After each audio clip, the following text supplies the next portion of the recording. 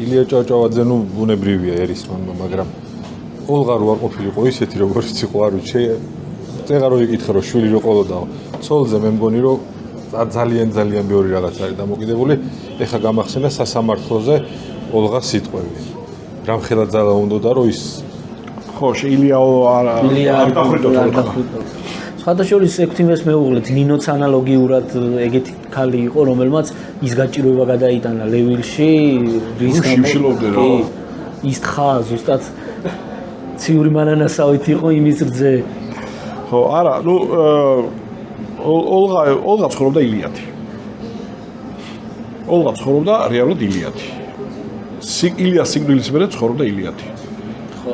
ნუ ჩვენი უბედურება ის არის, რომ დიდ სიღარიბეში და სიღატაკეში მოკვდა ბოლოს. რამდენად მართალი არის ადრე წავიკითხე, რომ ბაზარში ქონდა რაღაცები გამოტანილიას ნაქონითებს ყიდდა, რომ თავი გადაერჩინაო. სადღაც ამოვიკითხე. არ ვიცი, ვარა გამორიცხული არ არის. ხო, შეიძლება ეს მოგონილიც არის, მაგრამ იმ გაჭირვებაში. იცი რა 1927 წლამდე სანამ ილიას რეაბილიტაცია არ მოხდა. ილია იყო თავადი რეაქციონერი თავადი იყო, რომელიც მოკლეს ბოლშევიკებმა და გიგლა ბერბიჭაშვილი ვინც იყო მაგის მკვლელი, რომ დაბრუნდა ის 1921 წელს დაბრუნდა ის, ანუ რომ მოკლეს ილია ყველა დაეჭირეს დახვრიტეს ვინც იყო ესე და გიგლა ბერბიჭაშვილმა გაასწრო ირანში წავიდა. და დაბრუნდა 1921 წელს, როდესაც გასაბჭოება მოხდა.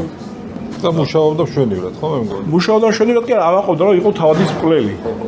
და მე მგონი ეხლა არ მახსოვს, მაგრამ მგონია რომ ქონდა პერსონალური პენსიაც დანიშნული მას როგორც რევოლუციონერს. ანუ იმის თქმა მინდა რომ ილია არ იყო ბოლშევიკებისთვის არის ავტორიტეტი, ან რაღაც ესეთი ადამიანი რომ იმის მეუღლისთვის რაღაცა პატივი ეცა. ხო, არის და ამიტომ ოლღა თუ ყიდდა იმას რა ქვია ნივთებს იმაში ბაზარობაზე არ გამიკვირდება რა. თუ რამე ჰქონდა დარჩენილი და არ წაართვეს ბოლშევიკებმა, ალბათ ყიდდა კიდეც. იმიტომ რომ ძალიან დიდ სიღარიბეში თხოვს, სხვათა შორის აი აქ ჭავჭავაძის ქუჩაზე ცხოვრობდა.